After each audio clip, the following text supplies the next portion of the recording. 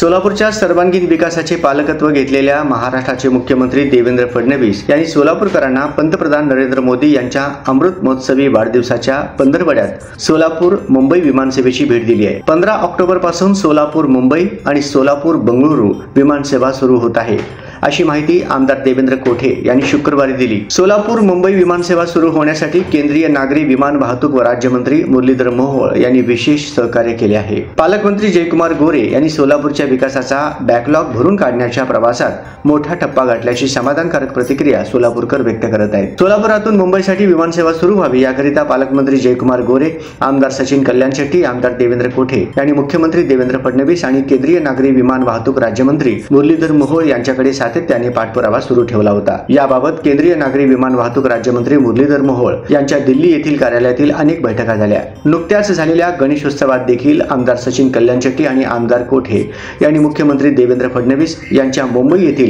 वर्षा या शासकीय निवासस्थानी राज्यमंत्री मुरलीधर मोहोळ यांची भेट घेऊन सोलापूर मुंबई विमानसेवेबाबत चर्चा केली। यावेळी श्री मोहोळ यांनी सोलापूरहून मुंबई तसेच बंगळुरूसाठी देखील विमानसेवा सुरू करू असे आश्वासन दिले होते। सोलापूर मुंबई आणि सोलापूर बंगळुरू विमानसेवा सुरू होण्यासाठी केंद्रीय नागरी विमान वाहतूक राज्यमंत्री मुरलीधर मोहोळ यांचे विशेष सहकार्य लाभल्याने सोलापूरच्या सर्वांगीण विकासाचा महामार्ग मोकळा झाला आहे। या विमानसेवेमुळे सोलापूरकरांना राज्याची आर्थिक राजधानी मुंबई तसेच दक्षिण भारतातील औद्योगिक केंद्र बंगळुरूशी थेट व जलद हवाई संपर्क मिळणार आहे। व्यापारी, उद्योजक, विद्यार्थ्यांसह भाविकांसाठीही या नव्या सेवेमुळे प्रचंड सोय होणार आहे।